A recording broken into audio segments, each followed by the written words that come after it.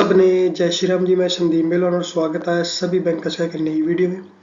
तो हम कर रहे थे बैंकिंग रेगुलेशन एक्ट 1949, जिसके हमने 2 पार्ट कर लिए थे। आज इसका 3rd पार्ट है और इसके साथ ही जो बैंकिंग रेगुलेशन एक्ट का जो टॉपिक है वो आपके पास यहाँ पे कंप्लीट हो जाएगा। और जिसने भी अभी तक हमारे चैनल को सब्सक्राइब नहीं किया वो सब्सक्राइब कर लीजिए और अपने कोलीग्स के साथ शेयर कर दीजिए जो भी सब स्टाफ टू क्लरिकल या फिर जो क्लरिकल टू स्केल 1 की जो तैयारी कर रहे हैं, क्योंकि ये जो सिलेबस है सभी के लिए सेम रहेगा, सभी बैंक्स के लिए और सभी लेवल के लिए, चाहे वो क्लरिकल के लिए हो या फिर स्केल 1 के लिए। तो सभी के लिए ये वाला सिलेबस सेम रहेगा। जो भी सिलेबस अलग अलग होगा वो हम आपको आगे बता देंगे। और दूसरा चैनल हमारे पास जो मिस्टर मिसेस मेलवान है, जिसपे अब तक जो स्टडी की वीडियो भी डलती थी, एजुकेशनल वीडियो डलती थी। तो अगर कोई भी पर्सन जो पुरानी वीडियो चेक आउट करना चाहता है तो उस चैनल पे जाके वहाँ से वीडियो चेकआउट कर सकते हैं। बाकी जितने भी आपके पास जो सिलेबस है वो सारा सिलेबस यहाँ पर भी हम आपको कंप्लीट करा देंगे। तो चलिए शुरू करते हैं। तो हमारे पास है बैंकिंग रेगुलेशन एक्ट 1949। तो इसमें देखिए हमारे पास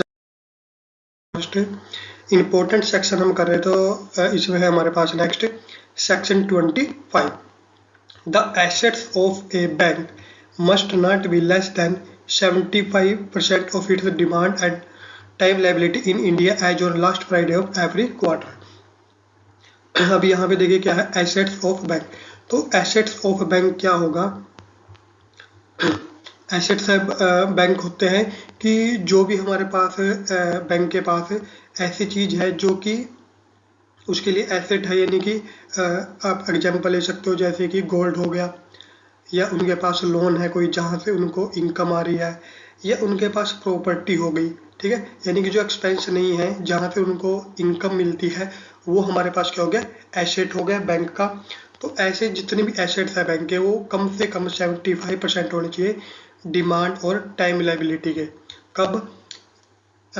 इन India as on last Friday of every quarter, हर एक क्वार्टर के लास्ट फ्राइडे को कम से कम 75% होने चाहिए। क्या क्या इंक्लूड हो गए इसमें?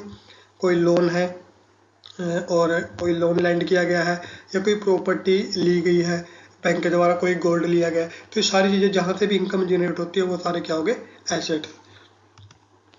नेक्स्ट हो गया section 26, returns on unclaimed deposit to be submitted for accounts not operated for 10 years and above within 30 days after the close of each calendar year to RBI। Section 26 क्या बताता है कि जो अनक्लेम्ड डिपॉजिट है, जो return है unclaimed deposit. Unclaimed deposit क्या होगा कि जो भी खाता कोई 10 साल या उससे ज़्यादा का जो हो गया है, जिसको कोई क्लेम नहीं कर रहा है कि मान लो किसी ने खाता खुलवाया या तो उसकी मान लो डेथ होगी, या वो भूल गया कि उसका कोई अकाउंट भी है और वहाँ से बैंक को रिटर्न आ रहा है, मान लो अगर उसने, अब उसमें एफडी भी हो सकती है, आरडी भी हो सकती है, और या फिर उसमें करंट अकाउंट या फिर सेविंग अकाउंट भी हो सकता है, कुछ भी हो सकता है उसमें। तो जहाँ से मान लो कोई भी रिटर्न बैंक को आ रहा है तो लेकिन उसको कोई क्लेम करने नहीं आया, 10 साल हो गया है, तो उसका जो रिटर्न है वो कहाँ पे जाएगा?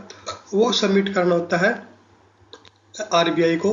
कब करना होता है? 30 days after the close of each calendar year, यानी कि जब कैलेंडर ईयर खत्म हो जाता है उसके 30 दिन के अंदर जितने भी ऐसे अकाउंट है जो अनक्लेम्ड है उनका जो भी रिटर्न आएगा वो आरबीआई को सबमिट करना होता है। नेक्स्ट है सेक्शन 26A। अब ये भी इसी से रिलेटेड है। देखिए अब ये तो हो गया रिटर्न, जो अनक्लेम्ड डिपॉजिट का रिटर्न था वो डाल दिया। अब इसी में है कि establishment of depositor education and awareness fund, जिसको हम बोल देते हैं DEAF। DEAF यानी कि डिपॉजिट एजुकेशन अवेयरनेस फंड। अब जैसे अब ये जो रिटर्न है जो यहाँ से आ रहा था वो जाएगा कहाँ पे? वो जाता है डीफ अकाउंट में। जो DEAF है, डिपॉजिटर एजुकेशन अवेयरनेस फंड, वो जाता है वहाँ पर, जो कि किसके पास होता है? आरबीआई के पास, जो कि उनको आगे डिफरेंट जो मान लो कोई अच्छा काम हो गया या कोई चैरिटी का काम हो गया तो वहाँ पे वो उनको डोनेट कर सकते हैं। तो ये होता है डीफ अकाउंट जो होता है, वहाँ पे ये सारा अमाउंट जाता है। हमारे पास section 27, every bank has to submit a return on assets and liabilities as on last Friday of each quarter to RBI latest by end of the next month power to call for other information. कि section 27 में क्या बताया गया है कि सभी bank को submit करना होता है क्या, return on assets and liability. Asset मैंने आपको बता दिया, लाइबिलिटी क्या होगी कि कोई ऐसी चीज जहाँ से उसकी इनकम जनरेट नहीं हो रही है, बाकी वहाँ पे उसे वो एक्सपेंस है, ठीक है, तो वो हमारे पास क्या होता है सिंपल वे में लाइबिलिटी। एसेट क्या होता है जहाँ से इनकम जनरेट हो रही है, जिसकी वैल्यू आगे जाके बढ़ रही है। लाइबिलिटी क्या हो गया, जो एक्सपेंस है हमारा, यानी कि जहाँ पे पैसे हम दे रहे हैं और उसकी वैल्यू भी घटती जा रही है, वो हो जाता है लाइबिलिटी। तो इसका जो भी रिटर्न होता है वो सबमिट करना होता है बैंक को, RBI को, कब, as on last Friday of each quarter. जो क्वार्टर होता है कंप्लीट, उसके लास्ट फ्राइडे को सबमिट करना होता है। नेक्स्ट है section 29, banks have to prepare balance sheet as on 31 March. आपको पता है कि इंडिया के अंदर जो वैसे तो कैलेंडर जनवरी से दिसंबर तक होता है, लेकिन जो फाइनेंशियल कैलेंडर होता है वो 31 मार्च को खत्म होता है। 1 अप्रैल से स्टार्ट होता है, अगले साल 31 मार्च को वो खत्म होता है। तो 31 मार्च को बैलेंस शीट बनानी पड़ती है बैंक को। और भी जितनी भी कंपनीज है, बैंकिंग कंपनी है या और कोई कंपनी है, उनका भी फाइनेंशियल ईयर कब खत्म होता है, 31 को। तो सभी क्या करते हैं, बैलेंस शीट बनाते हैं 31 को। तो बैंक के लिए भी मैंडेटरी है कि वो एक बैलेंस शीट बनाए।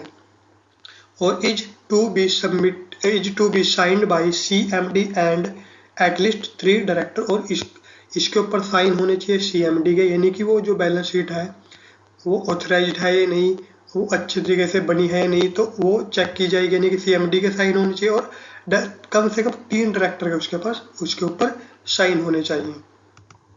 नेक्स्ट है section 31, banks balance sheet to be audited and published within 3 month RBI plus 3 month. यानी कि जो बैलेंस शीट है जो बना ली गई है उसको ऑडिट किया जाएगा ऑडिटर के द्वारा और उसको पब्लिश किया जाएगा 3 महीने के अंदर RBI के पास। नेक्स्ट है हमारे पास है section 31, 3 copies of the balance sheet. यानी कि जो बैलेंस शीट बनाएंगे उसकी 3 copy duly audited must be furnished to RBI within 3 month from the date of the balance sheet. ये वही आ गया हमारे पास कि 3 महीने के अंदर ऑडिट की गई जो कॉपी है, 3 बैलेंस शीट की 3 कॉपी वो RBI को सबमिट करनी होगी।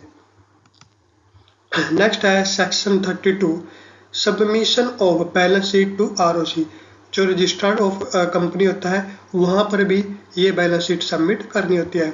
और जो हमारे पास जैसे ROC है, ठीक है, और ये सारी चीज़ें हम आगे जाके पढ़ेंगे, जो नेगोशिएबल इंस्ट्रूमेंट आएगा और हमारे पास एक्ट आएंगे वहाँ पे जाके हम ये सारी चीज़ें पढ़ेंगे। नेक्स्ट है section 35, inspection of banking companies by RBI। यानी कि RBI के द्वारा बैंक की इंस्पेक्शन, ये कहाँ पे बताया गया है, सेक्शन 35 के अंदर। On issue banking ombudsman, banking ombudsman जो इशू करना है उसको अपॉइंट करना, KYC policy, clean note policy, rate of interest on SB and time deposit etcetera. तो इन सभी चीज़ों की इंस्पेक्शन RBI के द्वारा टाइम टू टाइम की जाती है।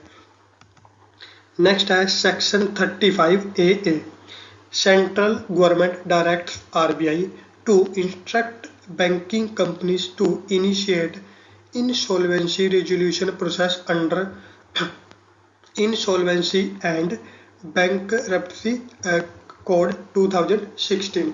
यानी कि जो सेंट्रल गवर्नमेंट है वो